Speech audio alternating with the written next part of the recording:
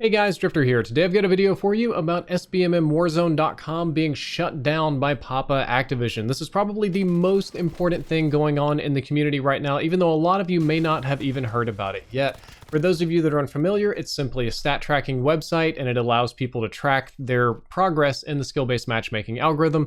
It's a fan site and it's not going to be around very much longer. The gameplay that you're seeing around me today is a game that I call the Trucks of Solo Queue. I got it a few days ago. I was just playing a random solo game before going to bed. I ended up at some point in this game getting in a big Bertha and meeting up with 5 other truck bros, and we all parked in formation. We did coordinated ramming attacks on people and just sort of played like that. It was hilarious. I thought it was really fun. I was almost going to make it its own video, but it'll be good for this one. And do pay attention for the Autobots roll out moment where one sniper tries to take down 5 trucks and has a problem. So for now, let's talk about the main topic. Skill-based matchmaking Warzone.com was one of the websites that you could type in where you could see your stats. There's quite a few of these. This one would do roughly the same thing. But what was unique about this one is that you can also see the difficulty level of the lobbies that you play in: platinum, gold, bronze, diamond, just kind of wherever, whatever. They even added master tier more recently. You can, after that, click on the individual lobbies and see the individual players in those lobbies and how good each player was. So you can see if you lost to somebody good or bad, or if you were really playing with a YouTuber or not. You can even see the squads they were in. The website will track your improvement, your changes, your week to week, a whole bunch of nice little things that help you understand your place in the game and how well you're competing. Of note, and we'll talk about it later, is also super useful for finding cheaters. Basically, this website automated everything that Ace, JGod, and I were doing with our skill-based matchmaking testing, because you can do anything that we could have done, but now in seconds and for yourself. I think that it was also super helpful to find people who cheat. You can look at the website very quickly. You can find abnormally high kill-death ratios. You can see who's super hyper carrying a squad, who's sandbagging.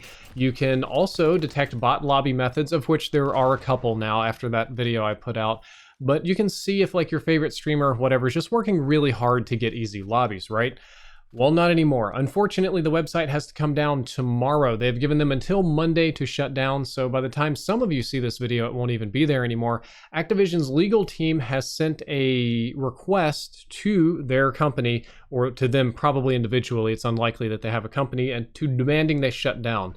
I didn't get a lot of clarity on whether this is a cease and desist, a threatening to sue them if you don't, revoking API privileges, something about terms of service violation. There's a lot of different ways you can attack this legally, but they got a request from a giant company to shut down or else.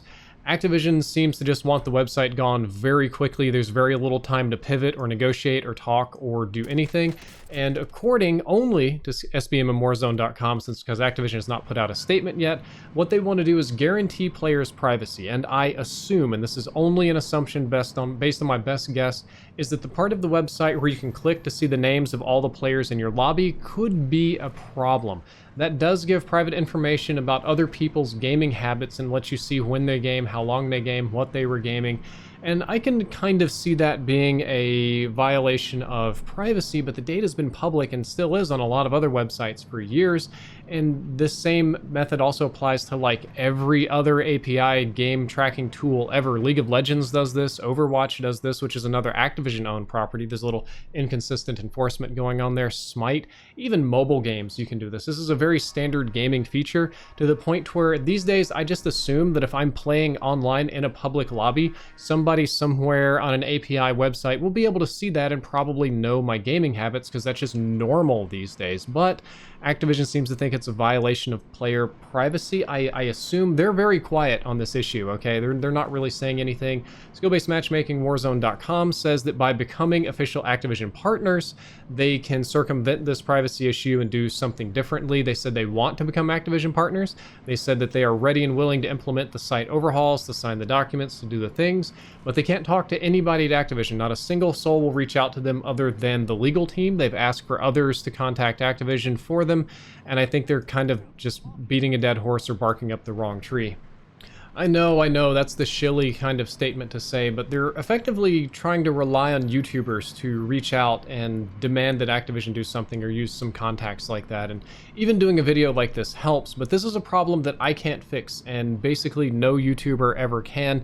And I'm just going to give you a little bit of real life advice here, aside of all of this Call of Duty stuff. When the legal department of a $70 billion multinational mega corporation starts sending you notices, especially if they're intent to sue, you will not be able to talk to a person at that company. You cannot go to the company in person. You cannot call them. Basically, every single person from the very bottom to the very top, like if you live next door to the CEO, CFO, or somebody vice president of this and that, and went to go knock on their door, you still might not get, you might get a no comment, because lawsuits are super serious business. And when the legal team of any giant corporation gets involved, it's going to be lawyers only. Nobody that you talk to anywhere up and down the chain is going to be allowed to comment, because they're speaking on behalf of the company, and doing so puts their job in danger. That's basically this kind of answer that I got from everybody that I talked to. And nobody really wanted to say very much of anything, because it is an ongoing legal issue.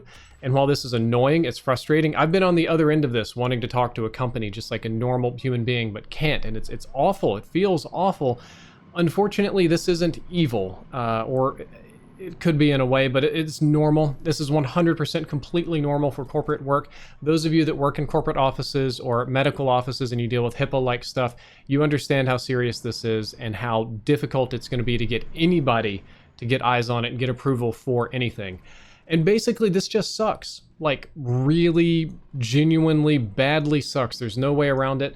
Now, if I want to measure the difficulty of my lobbies in the coming days, I'm going to have to use some other stat tracking website or API and write it down and fill out a giant Excel file and run my own little regressions and just spend hours, days, weeks, months punching in data to see if I'm improving or not, at least in regards to the skill-based matchmaking system.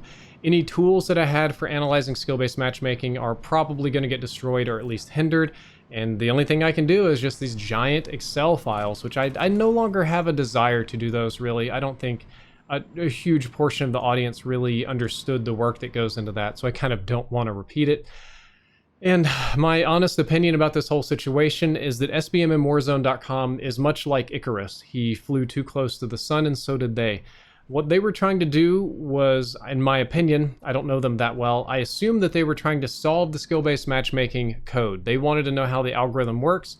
Activision considers their matchmaking algorithms to be proprietary and to be part of their top secret black magic super sauce that makes the whole game run. They were doing matchmaking testing and analysis and trying to optimize their matchmaking ages ago, before other games even cared about it, back when you still just had regular server browsers and stuff, right?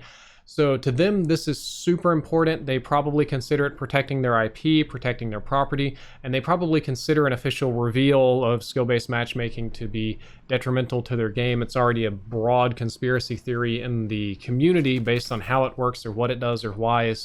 No amount of science will fix that, right, guys? So they probably found some small terms of service violation and gave them a takedown reason as a justification, which was probably the player privacy. I'm not super sure about that, but my suspicion, based only on my experience and intelligence, is that the long-term threat was in solving the skill-based matchmaking algorithm. That's where things were probably getting ready to go really sour for Activision. I don't think that they cared that much about player privacy. And the end result is this hurts the community. There's no other way around it. There's no real upside to this. There's no silver lining. The community just gets to take one big fat L. We are losing one of the most useful websites and analysis tools that we have. Doesn't look like it's going to be coming back. We have lost a cheater identifier tool, among many other things.